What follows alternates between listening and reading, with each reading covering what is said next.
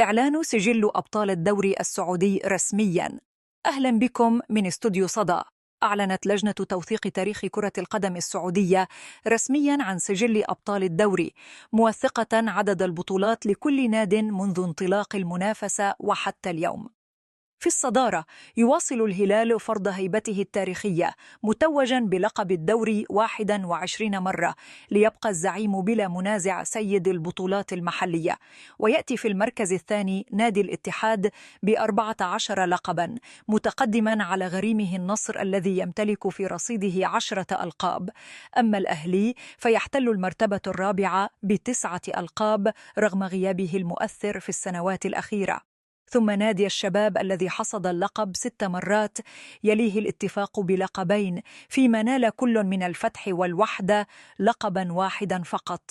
إنه توثيق ينهي الجدل ويعزز الحقيقة الرقمية أمام كل جماهير الوطن.